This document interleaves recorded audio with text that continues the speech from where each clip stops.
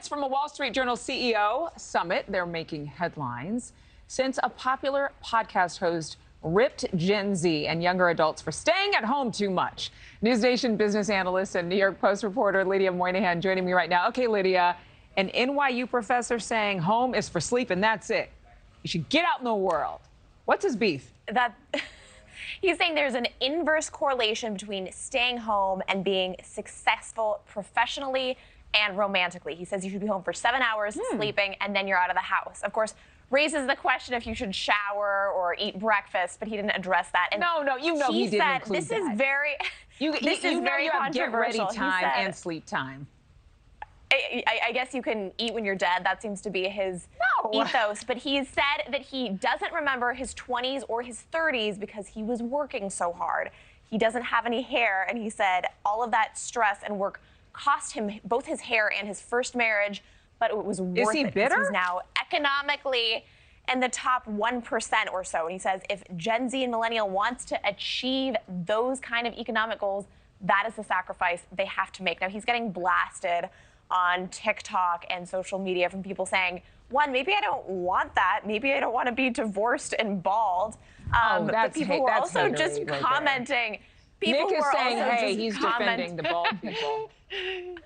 Nick is proud. Getting some reaction, Lydia, from the newsroom. But no. Hopefully Nick's a little happier than Scott Galloway seems to be.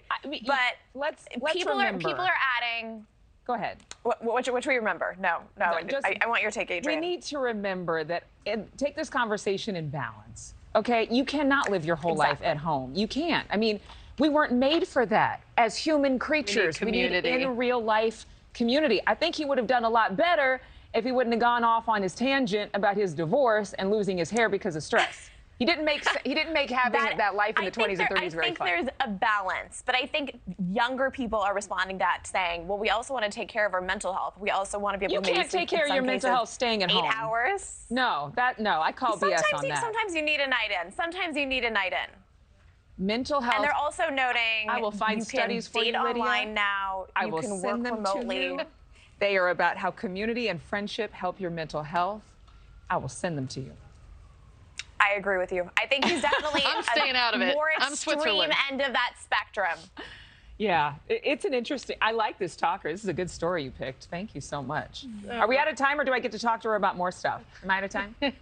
I think we're rolling. I have 30 seconds. Okay, real quick, Lydia. Food delivery workers are getting a big pay bump. Can we talk about that? Yes, they're getting their pay tripled from basically $7 to almost $20. Whoa. There's about 60,000 of these food delivery workers, they call them deliveristas now, who are getting affected. But the city basically just made this decision, and we're still a little vague on the details. It seems to be a mandate to these food delivery companies, Uber Eats, Grubhub, Seamless. And the thinking is they're just going to be forced to pay these delivery workers more, which on the face of it is a good thing. I think there is a concern, though, that it's going to mean they're potentially going to have to fire people more.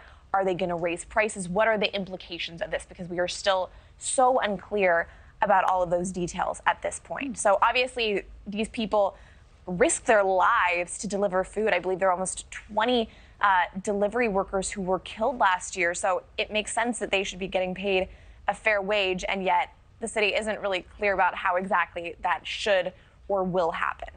Yeah, there are a lot of conversations around this topic because they could slow down on those e-scooters when they're delivering the food, but there are demands that they need to be there on time, and so many of these food service industry workers are relied upon by the restaurants. Lydia, thank you. Good stories, girlfriend. I like them. I like deliveristas. Adrienne.